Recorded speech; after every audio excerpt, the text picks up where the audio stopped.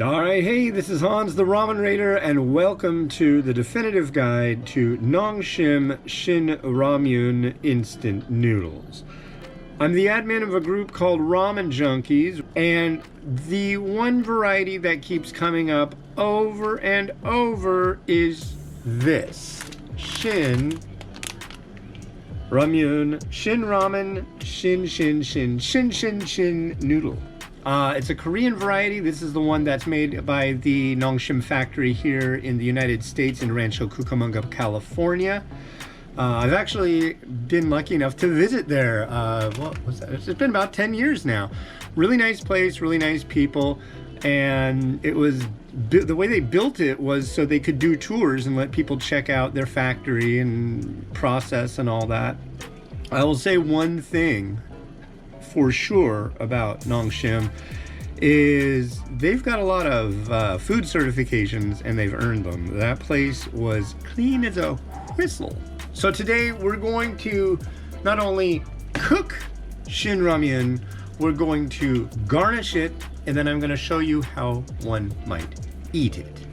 First off, we have our noodle block, and then we have our seasoning sachet and our flake sachet, which just is basically dehydrated vegetables. And on the back it has kind of a range of how soft or strong or whatever you want to do with your noodles. I always put things, if it's like 4 to 5 minutes, I'll put it for 4.5, and that's what I'm doing, 4.5 minutes. This variety has been like literally the flagship of Nongshim since, gosh, I want to say 85. I could be wrong about that, but I want to say it's been around since 1985. It's known far and wide and very much celebrated as the quintessential Korean ramyun. They're really proud of the spicy level. A lot of people find this one just too darn spicy for them, and okay, that's fine. Everybody's got their different ability to handle heat. This one I don't consider to be all that spicy, really. But then again, I do mukbang quite a bit, and I've done some that have actually put me in shock before, so, you know. But this is actually, as much as I complain about people just being completely so awestruck by this variety, it's good. It's good. Shin's good. But for me, my favorite instant noodle is the one I haven't tried yet. So that's my main agenda. I want to try more and more new things. And when I see people getting stuck on one, granted, I used to be that way. The first instant noodle I had, my mom would get at the grocery store, and it was by Nissin Foods, and that was roasted ramen. And what she would do, she would cook it, she'd drain it, she'd throw it in a pan with a little oil and fry it till the noodles just got a little crisp. But they were already cooked, but they were a little crisp, kind of like refried noodles.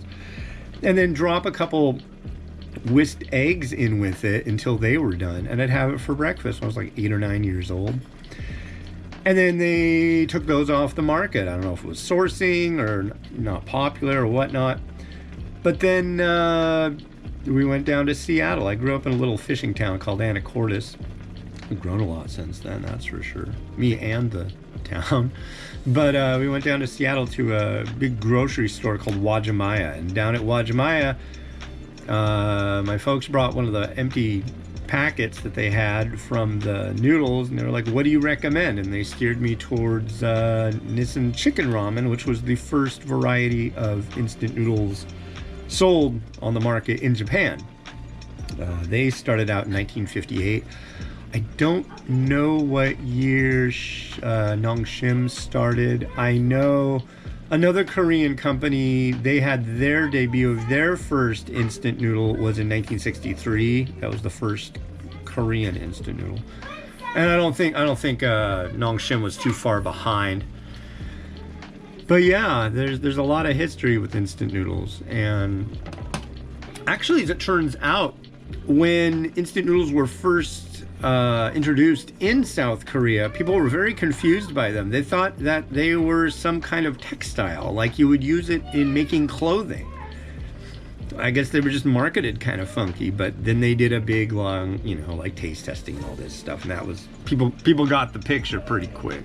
Anyways, if you go to Nongshim, you get to take a factory tour. I don't know how soon you'll be able to do that again, but it's fun. It's a lot of fun. Really nice people, lots of fun. But anyways, our noodle is done. And here it is, unadulterated, ready to go. A lot of broth, a lot of noodles. I don't think I've had this stuff straight in a long time. Usually I'll add stuff to it, which is what I'm gonna do today. But here is how our noodle looks. You notice, like, compared to regular domestic instant noodles in the US, these are definitely thicker. Let's give it a go. Nice chewy noodle, nice flavor, good amount of heat. And then here is our broth. It's a dark broth. It's pretty good.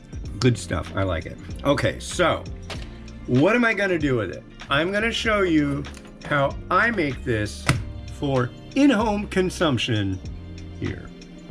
I like to use one of these. This is called a dulset. It's a traditional Korean pot bowl.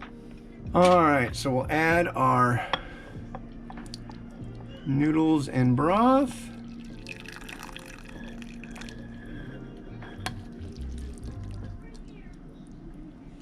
I sauteed up some beef.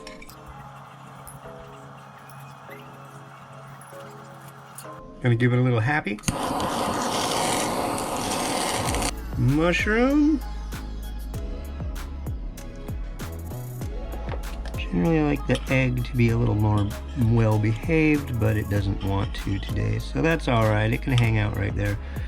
And this is not a cooked egg, and I know some people are gonna freak out about that, but yeah, don't worry. Then we've got some cheese, and I'm gonna heat that up too. Some sesame seeds, spring onion, and a little bit of crushed red pepper as well.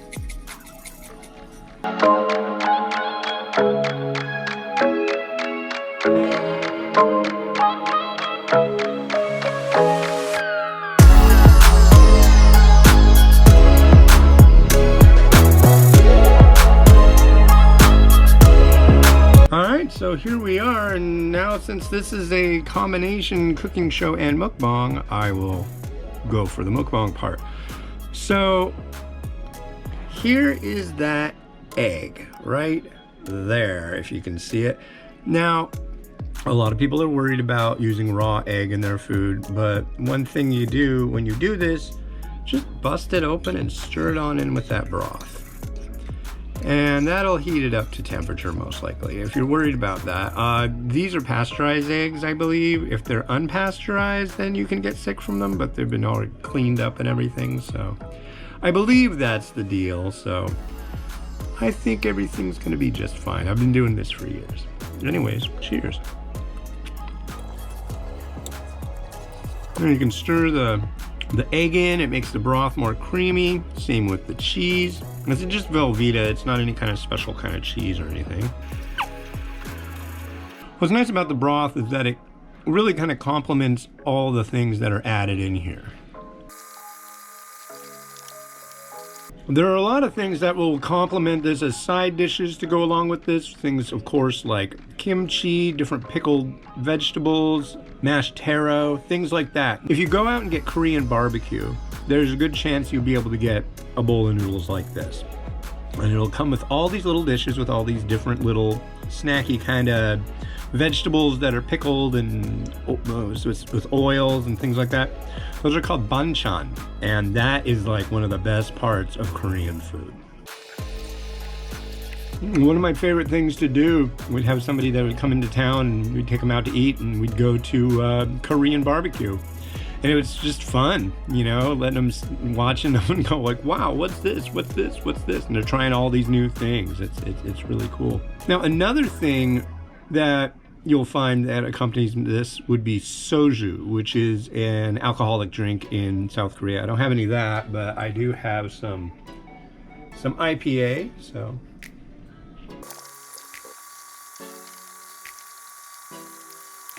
So the question a lot of the time people have is, All right, the noodles are all gone. Do I drink the broth? Is it safe to drink the broth? Yes, it's safe to drink the broth. However, what you could also do is add some rice.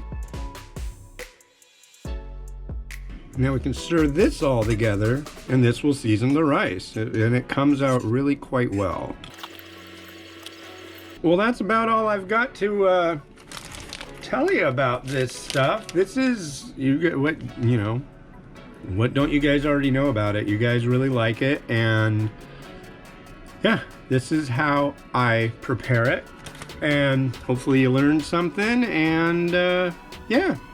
Enjoy. And this will be the first of I've done a few other definitive guides to things, but this is the first one I've done for Shin. So, yeah. Alright, this has been Hans the Ramen Raider wishing you enjoyment of your noodles each and every day. Have a good one.